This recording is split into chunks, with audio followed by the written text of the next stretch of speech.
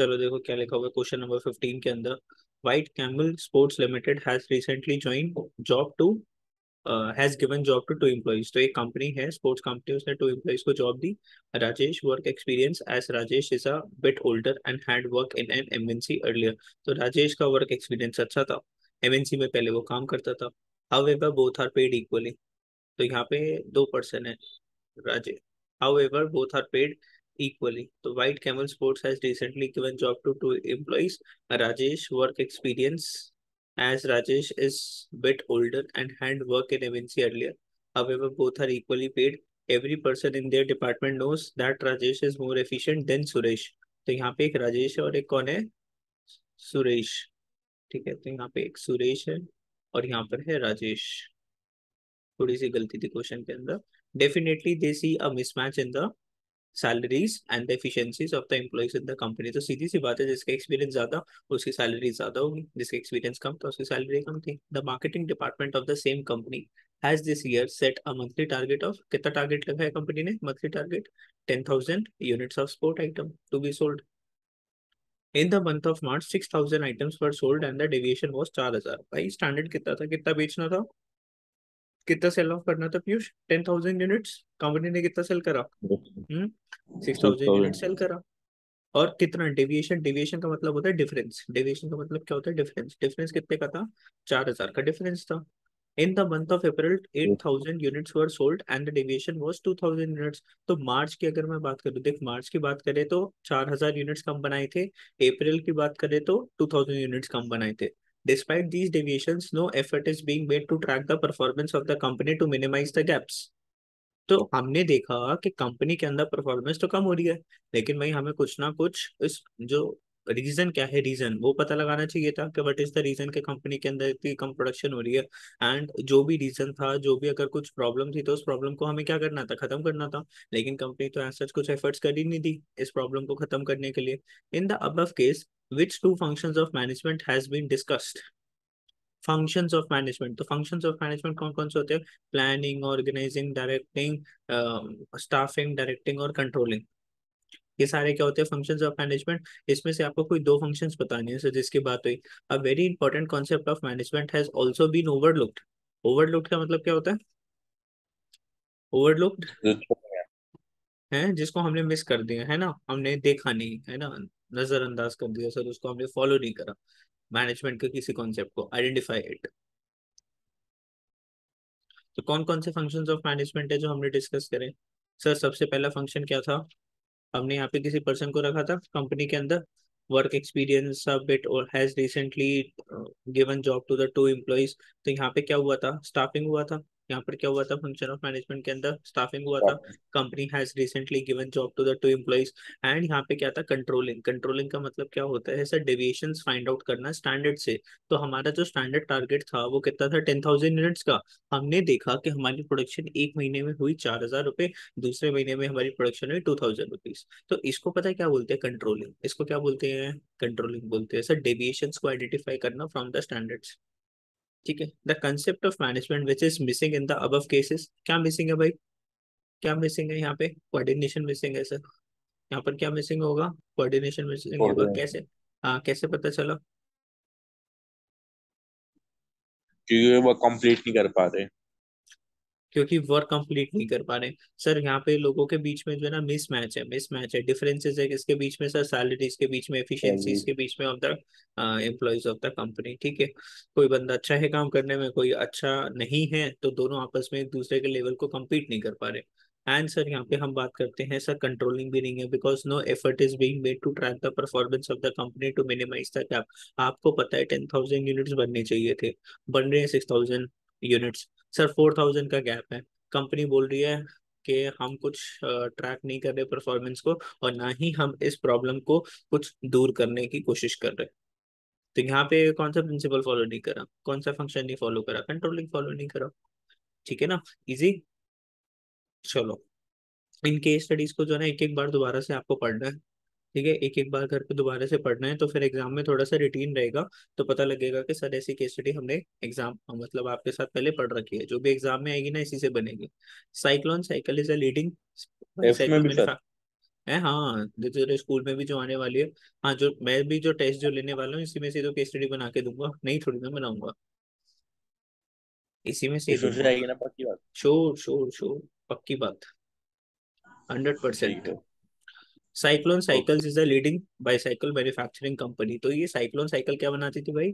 Cycle बनाती थी। Company decides to manufacture 5,000 bicycles by the end of the month. तो company ने decide करा एक महीने के अंदर कितनी साइकिल्स बना देंगे, 5,000 cycles. The bicycle manufacturing cost to be kept below 750 per unit. तो एक साइकिल कितने की बननी थी कंपनी में, कितनी कॉस्ट लगनी थी, 750 per unit. Confirm. The bicycle has to be manufactured at a set toughest enduring capacity at a scale of 8 out of 10। अब ये वाली लाइन बहुत इंपॉर्टेंट है, इस लाइन का मतलब समझो, फिर चर्चा करें इस पर।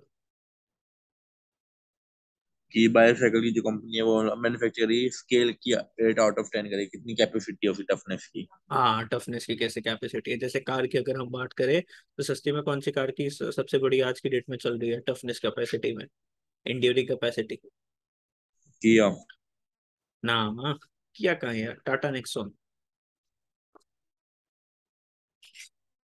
टाटा नेक्सॉन 4.5 आउट ऑफ 5 या फिर 8.5 आउट ऑफ 10, टाटा नेक्सॉन। ठीक है। With all these parameters in mind, company kick-started its manufacturing। तो भाई कंपनी ने मैन्युफैक्चरिंग स्टार्ट करी। By the 28th of the month the company is able to achieve the manufacturing of, ओहो sir अभी इस महीने खत्म होने में 2 दिन थे, लेकिन कंपनी ने 2 दिन पहले जो टारगेट था 5,000 का उसमें से कितना अचीव कर लिया, 50, 50-50 का टारगेट अचीव कर लिया है ना, 50 साइकिल ज्यादा बना ली 2 दिन पहले। The toughness endurance scale is about 8.25। ओहो ये भी मजा आ गया। सर वैसे कितना होता है, 8% होता है, 8 होता है, अभी कितना हो गया 8.25। When everything seems to have gone well, the manufacturing department reveals that per unit cost of each bicycle is, oh my god, अब क्या हो गया देखिए यहाँ पर। हाँ देखियो, 750 की एक साइकिल बनानी थी, कितने की बना दी, 780 की बना दी। अब इसमें कौन सा वो क्या एफिशिएंट है, इफेक्टिव है? इफेक्टिव। इफेक्टिव, इफेक्टिव तो है, इफेक्टिव तो है लेकिन एफिशिएंट तो नहीं है ना। एफिशिएंट का मतलब क्या होता है सर, सस्ते में करना, लेकिन इसने 750 की जगह कितने लगा दिए उल्टे, 780 लगा दिए। In the above case do you think the company has been able to achieve effectiveness? Effectiveness आई है क्या कंपनी के अंदर? इफेक्टिवनेस आई है सर, इफेक्टिवनेस तो आई है सर। क्या नहीं आई कंपनी के अंदर सर, एफिशिएंसी नहीं आई, company lacks efficiency. Sir effectiveness तो है ना, टारगेट था 5,000 साइकिल्स था, हमने ऊपर ही बना दी, हमने 50-50 बना दी 28 डेज के अंदर। And whereas the target was for the 30 days, and in 28 days we were able to meet our targets. But लेकिन सर क्या हो गया, सर 30 रुपए ज्यादा लगा दिया आपने, एफिशिएंसी को तो देखा ही नहीं ना आपने, है ना? बोल। यस। चलो, चलो सर, बहुत ही बढ़िया। आगे question number 17। Mr Sanjeev is responsible for the welfare and survival of the organisation. करता धरता कौन है, संजीव है सर। अच्छा होगा, कंपनी सरवाइव करेगी इसकी वजह से। After few years of getting work experience he decides to write a book on the management. ओहो, इतना एक्सपीरियंस आ गया तो भाई ने क्या बोला, चलो बुक लिख देते हैं। In this book he broadly gives 5 valuable suggestions. तो इसने क्या दी ना, सजेशंस दिया अपने एम्प्लॉयज को, क्या देखा, बुक्स लिखी और 5 सजेशंस दिए। पढ़ते हैं, देख पढ़ते हैं संजीव क्या बोलता है। Management of the company is good if it is able to calm down the resistance of the employees। what do you mean by resistance of employees? Management of a company is good if it is able to calm down the resistance of the employees। what is resistance? Sir क्योंकि resistance का मतलब होता है, हाँ resistance का मतलब होता है कि जो एम्प्लॉयज है ना आपकी बात नहीं मानते, मतलब वो बोलते हैं कि ऐसे क्यों करना है, हमें कंपनी के अंदर चेंज लेकर आना है। तो एम्प्लॉय बोलता है नहीं सर मैं चेंज नहीं आने दूंगा, मुझे जैसा चलना है वैसे ही चलने दो। ठीक है, जैसे मान ले मैंने तेरे टेस्ट का बोला तो तूने बोला ठीक है सर मैं दे दूंगा एकदम सीधा। अगर तू बोलता है नहीं सर मेरे एग्जाम है, ये है वो है, मैं आपको नहीं दे सकता, अभी बाद में ले लेंगे, इसको क्या बोलते हैं, रेजिस्टेंस। और जो उस रेजिस्टेंस को काम डाउन कर रहा है वो मैनेजमेंट कैसी है, अच्छी मैनेजमेंट है। ठीक है। whenever the employees find something new they tend to resist, जैसे कुछ नया हमारे सामने आता है एम्प्लॉयज के लिए कि अब आपको थोड़ा सा चेंज लाना पड़ेगा, कंपनी के अंदर वर्किंग स्टाइल के अंदर चेंज लाना पड़ेगा, तो एम्प्लॉय क्या करता है, सब मना करता है, एम्प्लॉय चेंज नहीं होना चाहता। It is in the favour of the company and the employee must be guided to accept the change. अब ये जो चेंज है ना कंपनी के लिए जरूरी है, तो कंपनी को मनाना पड़ेगा, किसको, एम्प्लॉय को। And thus bring down the resistance, और इसकी जो रेजिस्टेंस है ना कि वो जो मना जो कर रहा है उसको हमें क्या करना है, खत्म करना है। They must learn only change is constant, they must learn only change is constant. तो उनको लर्न करना पड़ेगा, है ना, कभी भी चीजें कांस्टेंट नहीं हो सकती। Unless and until the betterment of the employees is achieved, management is useless. तो पॉइंट नंबर 2 क्या है, unless and until the betterment of employee is achieved, management is useless. इसका मतलब क्या है, अगर आप एम्प्लॉयज के लिए अच्छा नहीं कर पा रहे तो आपकी मैनेजमेंट कैसी है, यूजलेस है। सिर्फ ऐसा नहीं है कि कंपनी सिर्फ अपना भला कर रही है और उसके एम्प्लॉयज का भला नहीं कर रही, तो मैनेजमेंट क्या है, यूजलेस।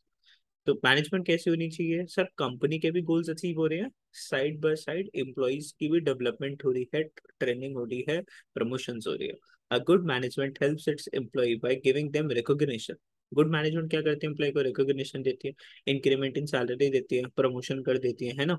ठीक है सर, ये पॉइंट नंबर 2 उसने हमें सिखाया। पॉइंट नंबर 3 क्या है, management should earn profits but it should also produce good products. Okay, it should also involve itself in providing facilities to the society without any profit motive. Further, it should help to provide employment in backward areas by focusing on these areas also. ठीक है, तो company को profits अच्छे goods बना के होना चाहिए, है ना, फैसिलिटीज प्रोवाइड करे सोसाइटी को, और ये ना सोचे कि हमारा कितना प्रॉफिट हो रहा है ना, कम हो रहा है, ज्यादा हो रहा है। आगे point number 4, management should apply all the functions of management like planning, organising, staffing, directing, controlling. The essence of management which is coordination should be present in every function of management. तो बात तो सही है, essence of management ये word मैंने लिखवाया था, coordination के अंदर बोला था, ये वाला वर्ड काफी इंपॉर्टेंट है, बार बार आएगा। Managers should provide common direction to its employees. They will always diverse interest and their efforts will go off the track, but it is important to guide them in the required direction. मतलब वो तो इधर उधर ही भागेंगे ना, employees तो diverse interest, उनका क्या है सर, एक अलग ही इंटरेस्ट होता है, मतलब। और हमें क्या करना है, उनका इंटरेस्ट किसके इंटरेस्ट में रखना है, कंपनी के ऑर्गेनाइजेशनल गोल्स के अंदर हमें उनका इंटरेस्ट रखना है। At what level of management does Sanjeev work, what will be the outcomes of these 5 suggestions. बताओ जी, किस लेवल ऑफ मैनेजमेंट पे काम करता है संजीव, टॉप लेवल, मिडिल के लोअर लेवल, टॉप लेवल पे। किस पे काम करता है, top level. He is responsible for welfare and survival of the organisation, तो सर जाहिर सी बात है ये कौन से लेवल पर होगा, टॉप लेवल पर होगा, मतलब ये कंपनी का करता रहता है, कंपनी सर्वाइव करेगी तो इसी की वजह से। What will be the outcome of these 5 suggestion, sir ये जो इसने 5 सजेशन जो दिए तेरे को इतने सारे, पहला सजेशन क्या दिया था, what was the first suggestion. कि चेंज वो होना चाहिए, कि चेंज कंटिन्यूस होता है। मतलब वर्कर्स जो है ना, मतलब आप उनको बोल रहे हो कि थोड़ा सा चेंज लाना पड़ेगा तो वो आपकी बात मान जाए, मतलब वो एक रुकावट पैदा ना करे, रिस्ट्रिक्शंस ना लगे। ठीक है, मतलब बोल दिया कि आपको ऐसे करना है तो वर्कर्स मान जाए आपकी बात, तो वो मैनेजमेंट कैसी अच्छी मैनेजमेंट है कि जिसकी वर्कर्स क्या करते हैं, सुनते हैं, चेंज लाने तो चेंज लाएंगे। पॉइंट नंबर 2 में क्या था,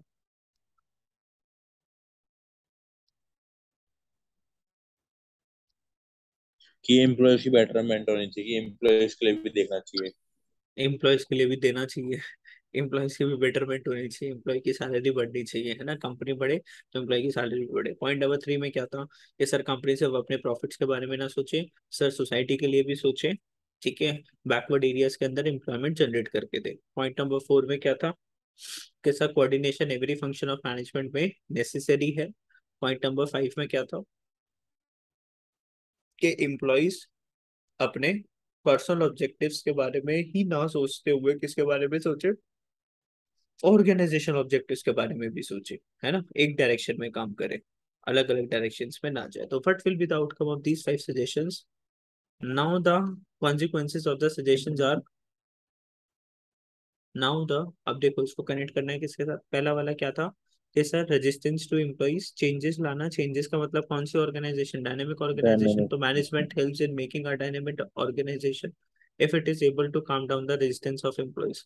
तो इससे हम कैसे ऑर्गेनाइजेशन बना पाएंगे? डायनेमिक। डायनेमिक ऑर्गेनाइजेशन का मतलब सर वो ऑर्गेनाइजेशन जो इन्वायरमेंट के हिसाब से अपने कल्चर के अंदर, ट्रेडिशन के अंदर, ways of doing the business, methods के अंदर क्या लेकर आ पाए? चेंज को लेकर आ पाए, है ना। पॉइंट नंबर 2 के अंदर अगर हम बात करें तो हमें एम्प्लॉय की भी रिकॉग्निशन के बारे में, सैलरी के बारे में, प्रमोशन के बारे में हमने बात करी थी। तो यहाँ पर क्या है? एम्प्लॉय के पर्सनल ऑब्जेक्टिव्स भी होने चाहिए। Management helps in achieving personal objectives of the employee. ठीक है। फिर अगर हम बात करें तो यहाँ पर किसके बारे में था सर? सोसाइटी के बारे में। कि सोसाइटी के बारे में था ना यहाँ पर, कि एम्प्लॉयमेंट अपॉर्चुनिटीज आनी चाहिए बैकवर्ड एरियाज के अंदर। तो ये क्या था? Social objectives, development of the society बोले तो सोशल ऑब्जेक्टिव्स। ठीक है। पॉइंट नंबर 4 की अगर हम बात करें, management shall apply coordination in all the functions.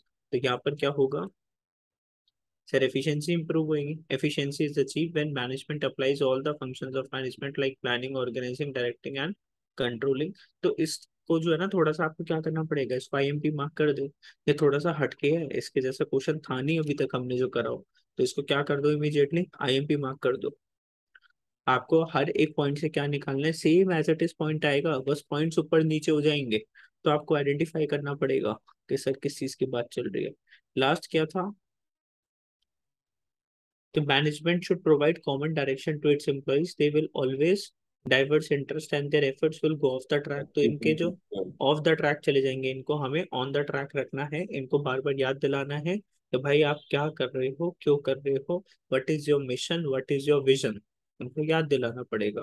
तो यहाँ पर अगर हम बात करें तो management helps in achieving group goals, provide common direction to its employees. तो यहाँ पे कौन सा वर्ड इंपॉर्टेंट है? Common direction. एक एम्प्लॉय इधर भाग रहा है, एक एम्प्लॉय इधर, एक एम्प्लॉय इधर, एक एम्प्लॉय। इनको हमें क्या करना है?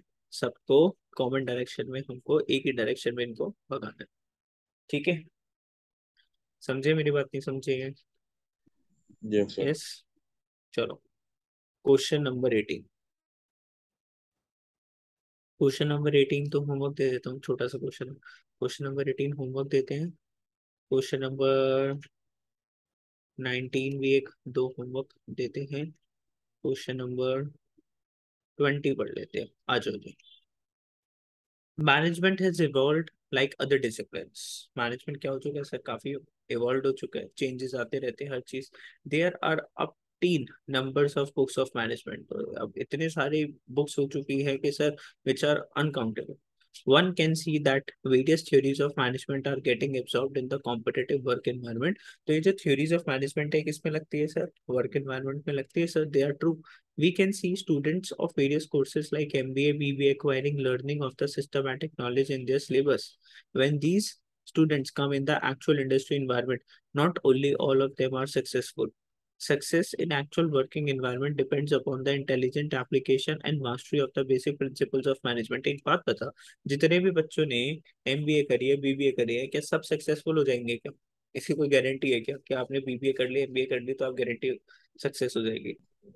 Anil Ambani is an MBA from Harvard, whereas Mukesh Ambani is not even an MBA, लेकिन बिजनेस कौन अच्छा कर रहा मुकेश अंबानी। है? मुकेश अंबानी। देख लो, आपके सामने ही है ना। प्रिंसिपल्स ऑफ मैनेजमेंट मतलब ऐसा थोड़ी ना आपकी उसके अंदर मास्टरी हो जाएगी। आपकी इंटेलिजेंस, आपकी क्रिएटिविटी, आपका एप्लीकेशन ऑफ माइंड डिपेंड करता है कि आप कैसे सक्सेसफुल होगे। समझ रहे हो मेरी बात? नहीं समझ रहे तो आपकी इंटेलिजेंस, आपकी एप्लीकेशन एंड आपकी mastery of the basic principle भी डिपेंड करती है आपके सक्सेस पर।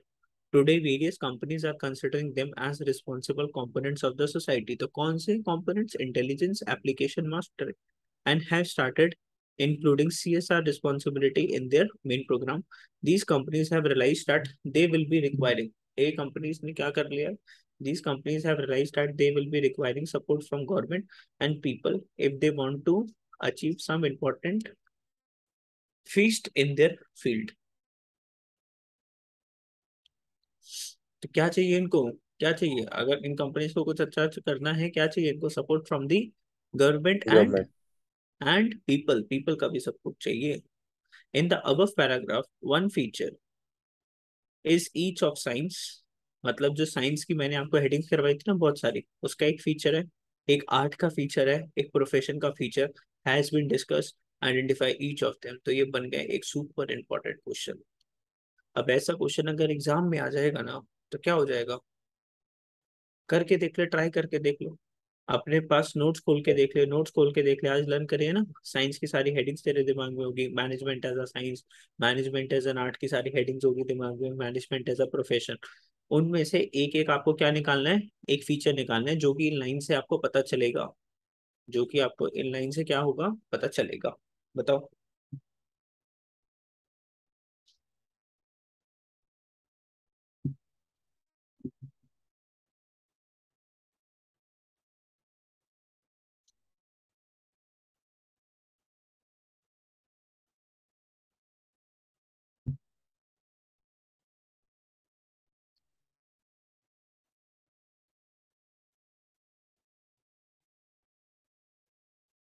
ट्राई करना है जरूर। ठीक है।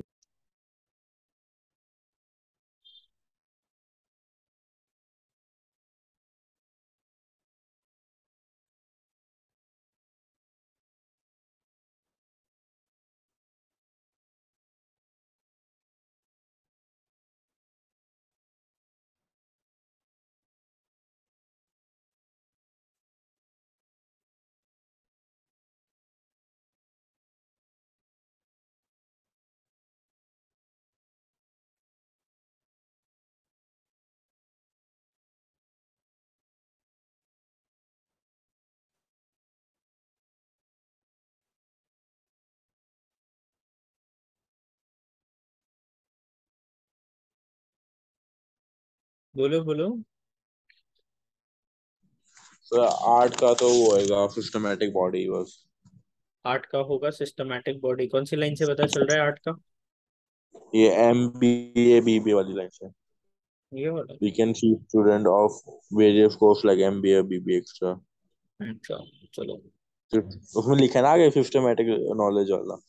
हम्म। Systemic body knowledge of this, heading ढूंढ ली है। और बता।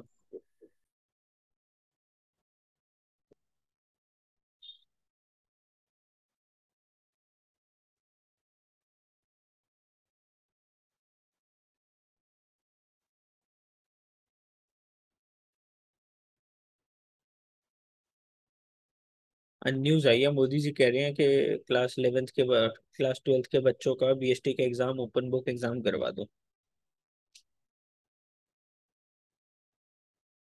सर रियल न्यूज़ है फेक न्यूज़ है? नहीं नहीं, रियल।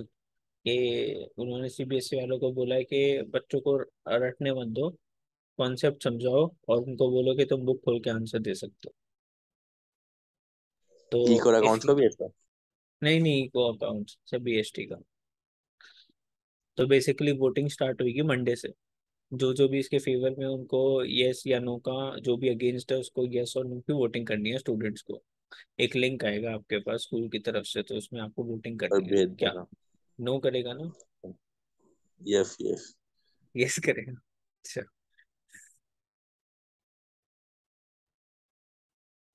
चलो बताओ। सो ये एक ही का ही पता है अभी तो। नहीं, एक ही बताया अभी तो, बाकी का 3 मार्क्स का क्वेश्चन, 1 नंबर लाएगा तो। थोड़ा सा माइंडसेट लगा। और कहाँ से क्वेश्चन लाऊंगा मैं ऐसे? इन्हीं में सीख जाओ। सर मैं गिव अप करता हूँ सर। है, मैं गिव अप करता हूँ सर। तो यहाँ पर देखो साइंस, ये सर हमने सही बोला है। बेस्ड ऑन प्रैक्टिस वाले दे रखे थे। साइंस में था सिस्टमेटाइज बॉडी ऑफ नॉलेज, तूने बोला सर आर्ट में है, आर्ट में। तूने क्या बोला? आर्ट में बोला systematise body of knowledge, yes. लेकिन ये किस में था? साइंस में था, management as a science, systematise body of knowledge. है जी। एक आंसर दिया वो भी गलत। ओहो। दो तो दिए नहीं थे। आर्ट में क्या बोला होता है? It is based on creativity and practice. तो success in actual work environment depends upon intelligent application, mastery of basic principles of management. तो मास्टरी कैसे होती है प्रिंसिपल्स ऑफ मैनेजमेंट की? सब प्रैक्टिस और क्रिएटिविटी के साथ ही तो होती है ना। और प्रोफेशन की बात करें तो सर प्रोफेशन में क्या होता है, service motive, the companies are considering them as responsible component of the society and have started providing corporate social responsibility in their main programme. तो ये क्या है, service motive, they will serve the society. था ना, intellectual question था। अच्छा, जिस जिस क्वेश्चंस को मैंने आईएमपी मार्क कराए ना उनको तो एक एक बार दोबारा से देखना है, बिकॉज अगर यही वाला क्वेश्चन एग्जाम में आ गया ना तो भूल जाएगा, नहीं लिख कर पाएगा अगर तूने दोबारा से इनको जाने से पहले रिवाइज नहीं करा तो। ठीक है, ओके। कह रहे सर यस मैंने सर। एक आंसर दिया वो भी गलत दिया, दो तो मैं दे ही नहीं पाया, और अभी भी मैं समझ नहीं पा रहा कि ऐसा क्यों हो रहा है।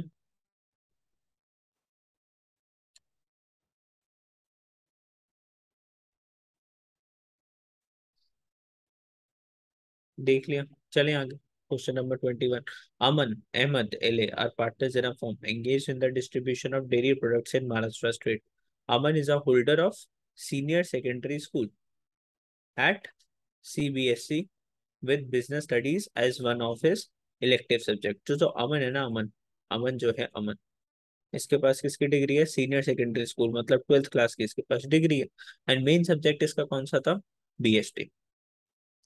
फिर बात किसकी करते हैं, अहमद। अहमद के पास कौन सी डिग्री है भाई, देखो, Ahmed has done post graduation, Ahmed ने पोस्ट ग्रेजुएशन कर रखी है सर इसके अंदर, हिस्ट्री के अंदर, and LA in dairy farming.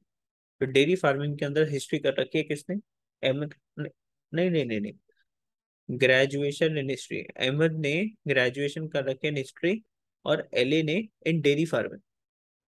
तो ग्रेजुएशन कर रखी है हिस्ट्री के अंदर अहमद ने, एलए ने क्या कर रखी है, डेयरी फार्मिंग सीख रखी है। One day there was a serious discussion between Ahmed and Ali regarding the nature of management। तो किसकी लड़ाई हो रही थी, कोई डिस्कशन हो रहा था किसका, अहमद का और एले का। Ahmad argued that management was a profession।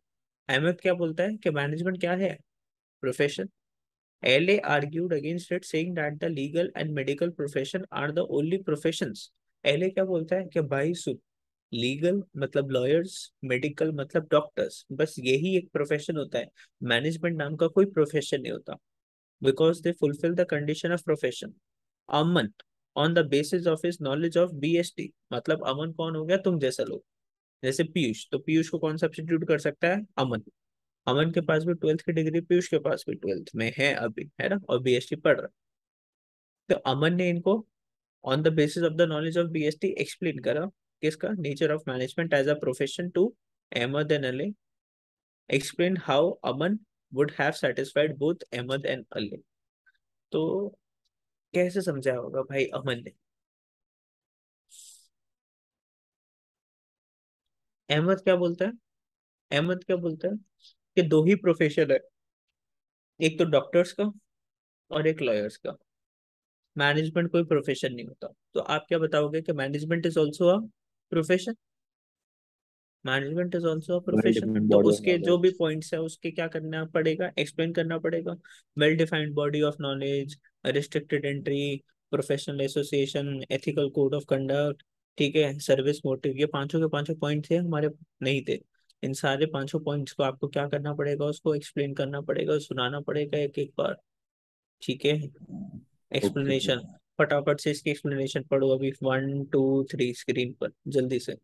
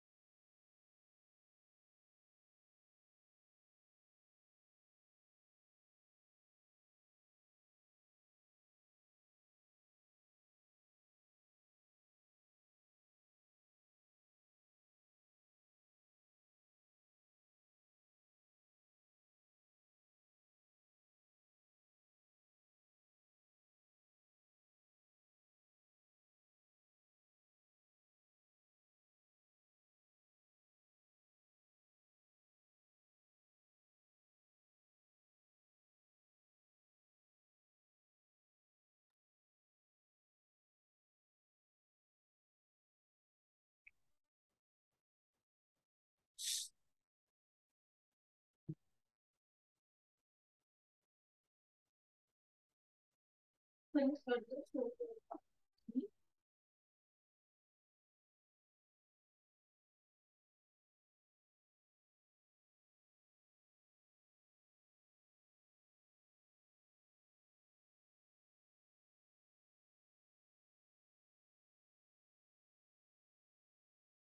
जी, पढ़ लिया।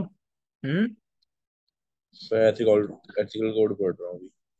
अच्छा, एथिकल कोड ऑफ कंडक्ट, ये लो सर। नीचे कर दो सर।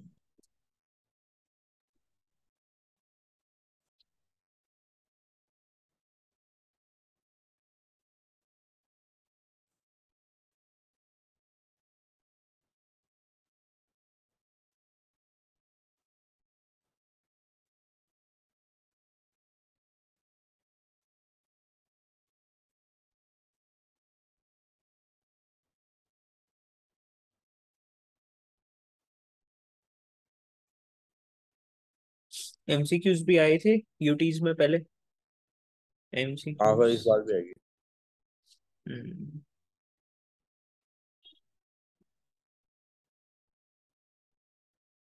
सर सैंपल पेपर भेज चाहिए आपको? सैंपल पेपर नहीं, मुझे क्या करना, किस चीज का, अभी तेरे स्कूल का? ये सर बीएसटी का, तूने इससे मेरे अप्लाई को कर दें। भेजा था ना, कि क्या कहते हैं, मार्किंग स्कीम से भेजी थी। कोई बात नहीं यार, यस सर। एमसीक्यूज भी आएगा तो बनेगा तो इसी में से ही ना। हम तो सब कुछ पढ़ के चल रहे हैं, तो सब कुछ हैंडल कर लेगा, मुझे पता है। I know Piyush will handle. कुछ कह रहे हैं सर, ये कहाँ से लग रहा है सर आपको है? सही हम है क्यों सर, हो इतनी गया। एक्सपेक्टेशन लेकर? अब पढ़ लिया सारा, यस डन। सर। ये तो पढ़ ले, यस सर्विस सर। मोटिव। नहीं है सर, ये तो अभी मैंने ऊपर करा है। डेफिनेशन तो थी, ऊपर ऊपर ही थी। अच्छा, सारा पढ़ लिया। Someone would have not been able to satisfy both Ahmed and Ali by making them understand that management is committed profession, services he but कह रहा है, not वही a थी ना? fully fledged profession. Profession तो है मैनेजमेंट, लेकिन एक fully fledged profession नहीं है। थोड़ा थोड़ा है, 100% नहीं है। ठीक है, चलो। मैच नहीं देख रहा आज तू? तो फिर मैच नहीं देख रहा आज तू? टाइम ही नहीं है। हाँ सही बात है। Question number 22। क्वेश्चन नंबर 22, चलो पढ़ो इसको। Kamal Khan, David are partners in a firm engage in the distribution of a dairy products in MP. तो ये तीनों दोस्त क्या करते हैं सर? डेयरी प्रोडक्ट्स में डील करते हैं in the state of Madhya Pradesh. Kamal is a holder of CBSE, this same वही क्वेश्चन आ गया मेरे ख्याल। सेम तरीके का क्वेश्चन है, बस थोड़ा सा लैंग्वेज डिफरेंट है, वही आ गया। मैनेजमेंट एज अ साइंस आ गया यहाँ पे, क्या आ गया? Management as a science. चलो पढ़ लेते हैं एक बार। तो जो कमल है ना, कमल कमल के पास क्या है? 12th की डिग्री है। BST as one of the elective subject है इसके पास, PhD. Khan has done, Khan ने क्या करी हुई है? Post graduation in Hindi literature. और डेविड ने क्या कर रखी है? Dairy farming. One day there was a serious discussion between Khan and David regarding the nature of management as a science. Khan argued that management was not a science. Khan ने क्या बोला कि भाई मैनेजमेंट साइंस नहीं है, लेकिन David was of the opinion that management is a science. David क्या बोलता था? कि मैनेजमेंट भी साइंस है। तो कमल आ गया, intervened and corrected both David and Khan about the nature of management as a science with the help of the knowledge of business studies explain। तो अगर ऐसा क्वेश्चन आ गया ना, तो डायरेक्टली आपको सिर्फ क्या करना है? मैनेजमेंट एज अ साइंस को आपको एक्सप्लेन कर देना है, ठीक है? सीधा सीधा जो मैंने नोट्स में जो लिखवाया मैनेजमेंट एज अ साइंस, उसको आप क्या कर दोगे? एक्सप्लेन कर दोगे। तो ये ओके। इजी वाली केस स्टडी थी। आगे बात करते हैं किसका? Question number 23। Question number 23, solution तो नहीं देखा? तो सर, सोल्यूशन तो नहीं देखा 23 का भी? नहीं सर। अच्छा, चलो। Dinesh is a versatile manager. However, due to the nature of his job, most of the time of his day is occupied with planning. तो ज्यादातर दिनेश क्या करता था? Planning. One day his friend who runs N advertising company calls him for a lunch. Dinesh find his friend very busy, as his friend tells him that the company he is working in is very busy these days in finding the right person for the right job. Soon Dinesh leaves after having a detailed discussion with his friend.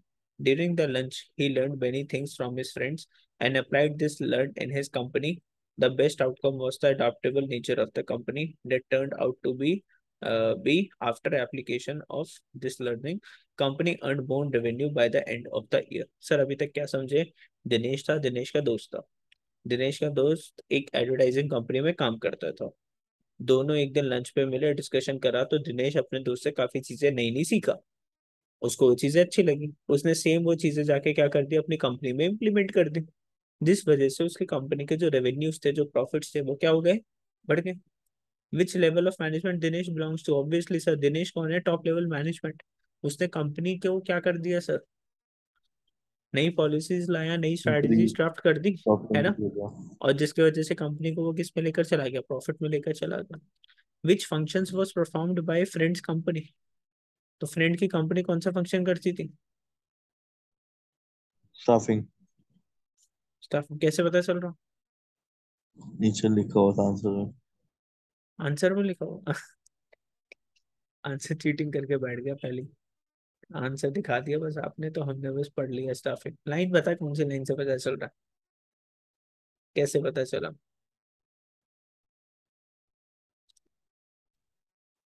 कि वो देखते ही कौन से right job के लिए चाहिए वो। Finding the right person for the right job, उसको बोलते यस। हैं staffing.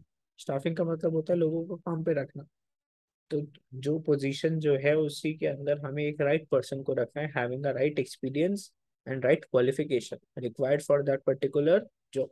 The company he is working in is very busy, right person for the right job. Characteristics और फिर दूसरा क्या पूछा है? Which characters particular characteristics of management was achieve by Dinesh for his company? तो दिनेश ने क्या करा सर? डायनेमिक फंक्शन चेंज करा उसने। The best outcome was the adaptable nature of the company that turned out to be after application of this learning. तो learnings कुछ नया सीख के आया, और फटाफट से आके जो उसने नया जो सीखा वो अपनी कंपनी में इम्प्लीमेंट कर दिया, जिसकी वजह से क्या आ गए? रेवेन्यूज आ गए। तो चेंज कर दिया उसने कंपनी में, तो डायनेमिक फंक्शन। ठीक है, चलो सर, चलो चलो चलो चलो। चलो क्वेश्चन नंबर 24 सेल्फ पढ़ो, अभी मेरे सामने पढ़ो, चलो। छोटा सा एक